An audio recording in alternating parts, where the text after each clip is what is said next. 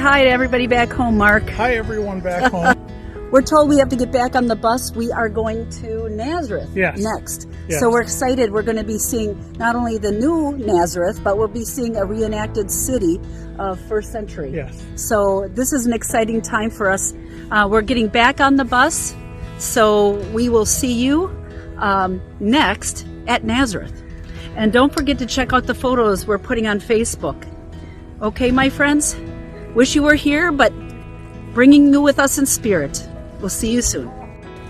This is Pastor Barb and I. We are in Jaffa, and we're going to take in some of the sights, and we'll show you some of them when we can. It may be in segments, but here we go. What did you say, a 5,000-year-old city? 5,000 With an oral history, not much written down as much as just understood throughout the generations.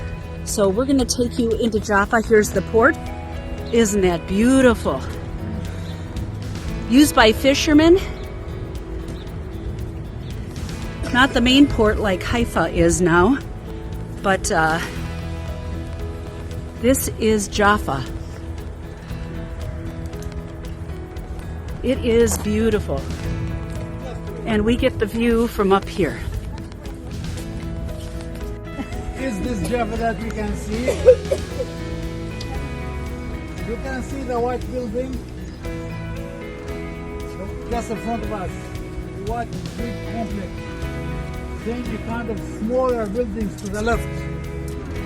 Where you have the smaller buildings to the left is the border line between the two cities of Jaffa here and there, Tel Aviv. Yeah, Tel Aviv and Jaffa, they are a mixed city. Officially, they are called Tel Aviv Jaffa or Jaffa Tel Aviv. Whenever you name the cities, you name them both together. Okay? And it has one municipality council.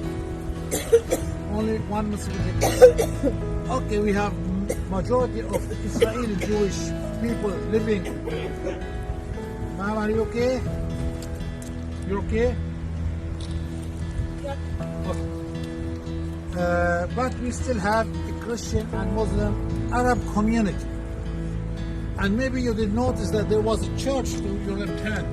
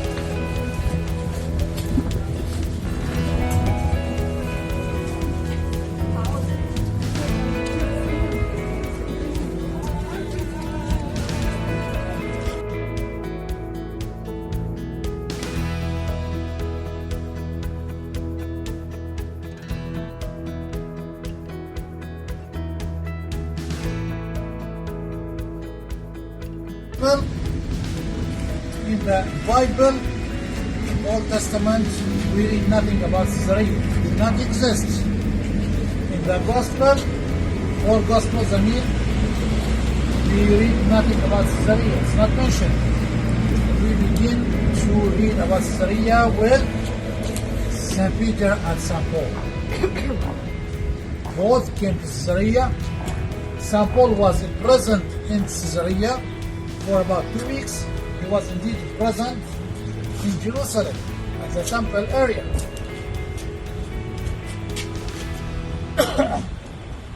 And he was transferred through a night to save his life because the Jews wanted to kill him.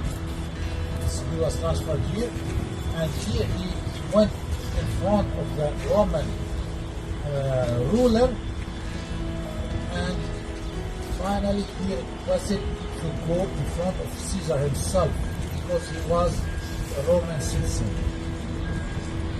So he went to Rome, and there he was not guilty and he was free. He came back, he went back again to Rome.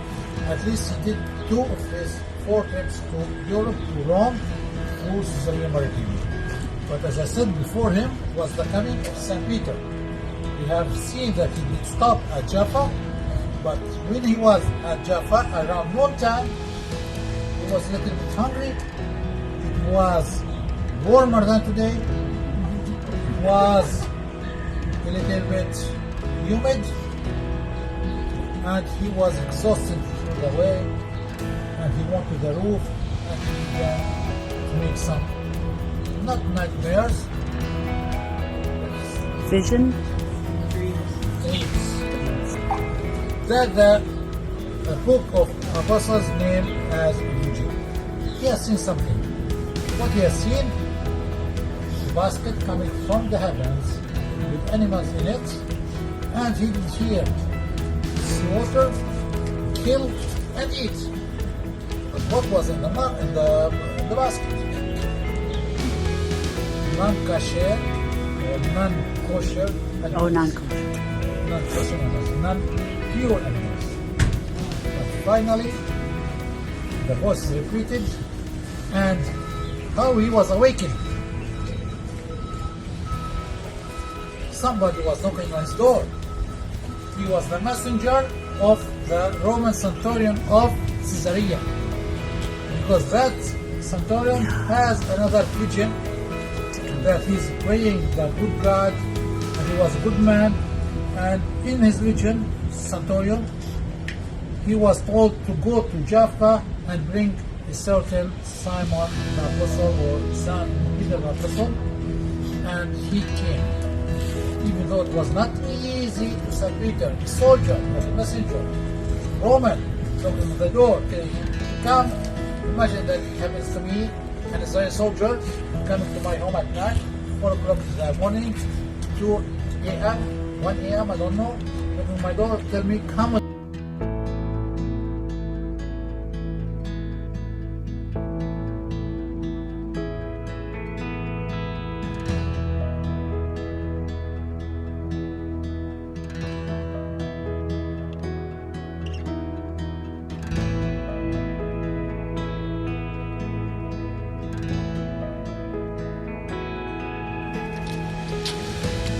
We're going to the palace of King Herod. Here we go.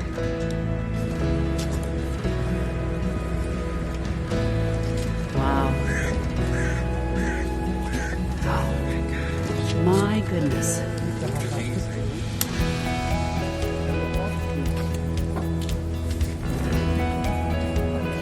You can come to this moment.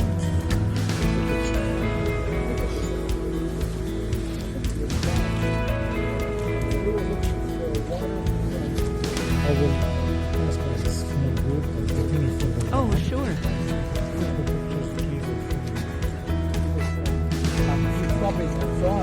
Move.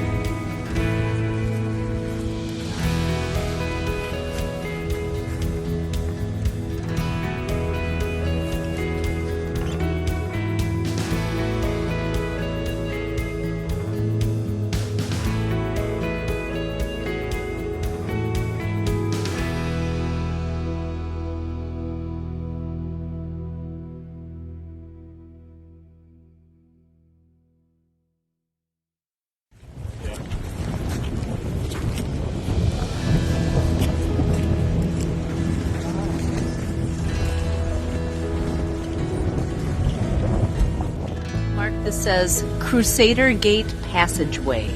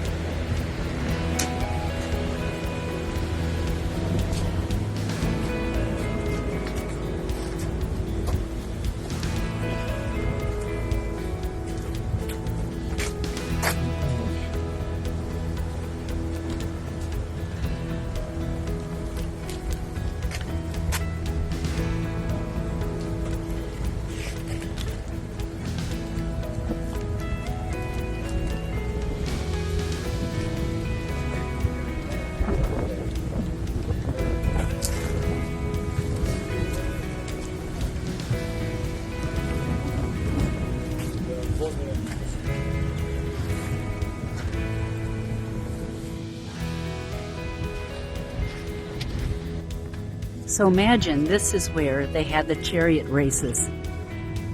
It's not proven if this is also a place where Christians were sacrificed or had to be here for entertainment with wild animals, but I'll tell you, it is something else to see the expanse of this place where horses would come and people would watch. And the backdrop, the sea. Amazing. This place is huge. And here we are as followers of Christ. Imagine yourself being one of those early followers. The rulers of the world that would impose on us and impose on the world their sense of greatness. It's beautiful.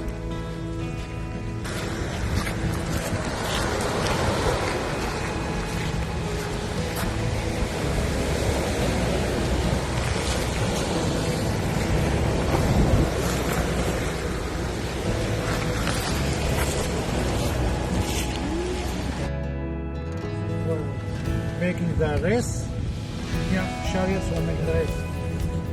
If you notice, in the middle of the hippodrome, we have this small building. It was higher a little bit. I guess it was about half a meter or 2 feet higher than this. And it was crossing in the middle. But notice that to the right, there was an additional building that was made later. And I guess that was made later at the Byzantine time. And from far, we can go through front or from both sides, but I always go to the sea. We can notice the kind of annex of a church. Maybe the building was a church, even though in history books, nothing is mentioning a church. But anyhow, I know that this was built during the Byzantine time to stop the pagan cult that was held in the hippodrome. And it's very well known that many Christians, mainly in Rome, naturally, were losing their life.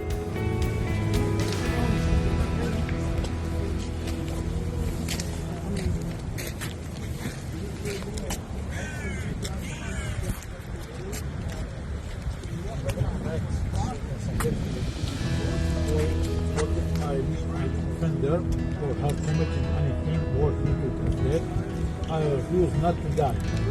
But if there be none of these things whereof these accuse me, no man may deliver me unto them. I appeal unto Caesar. So these were the words of St. Paul before he went to Rome. He appealed to go to Caesar. Then Festus, he was the governor. Festus, when he had conferred with the council has to appeal unto Caesar shall do go. So, why we have this small sign with the word of the Bible? Simply because it is believed that in this area of the palace that St. Paul was in front. Did you know this? Up there? It was a kind of fortification to the Crusader city. Okay? Yeah? You can hear me well? Okay. The Crusader city was smaller than the Roman city. But anyhow, it's the where the city at that time. And the characteristic of the city that it was surrounded by walls, with gates, and with the moat to protect it. Yeah. And on the top of this Crusader city, we have the remains of two churches. The Crusader church that was built by St. Louis of France, King of France, and the remain of the Byzantine city. I'm not sure if you can go up. Next to them was built down the Augustus and Rome by Herod the Great. And they were made some restoration. As you can see, the big arches, they were arches of the central hospital. And the seaport was behind the post. The minaret, you can see, is a recent one. It was done when the Bosniak refugees were brought here in 1881. And they didn't remain very long. Around 1921, there was no refugees anymore in the neighborhood. Okay, I don't know if the port would like to ask, not yet. Rain will stop at the end of March or April. Usually sometimes April, May, not that much. And the real rain is coming through December, November, December, January, February. March is not raining that much. So we need to stock the water all over the year. And that's why there was system everywhere for people were staying.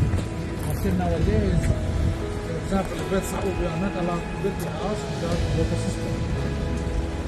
So we have left because we do so much less. What if you don't need here?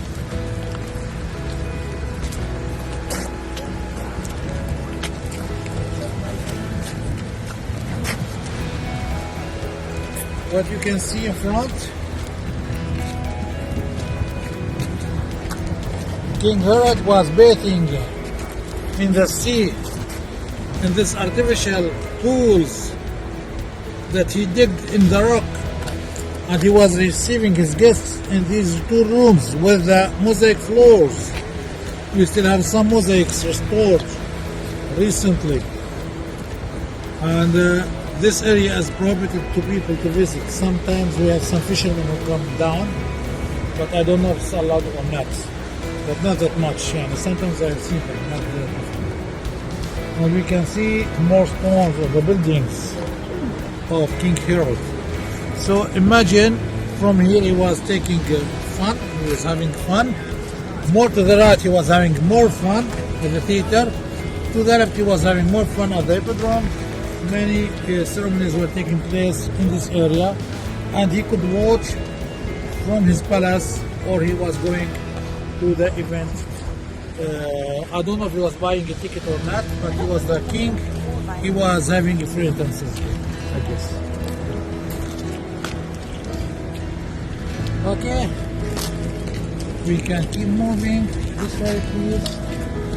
Take your pictures. Sorry? No, they are not.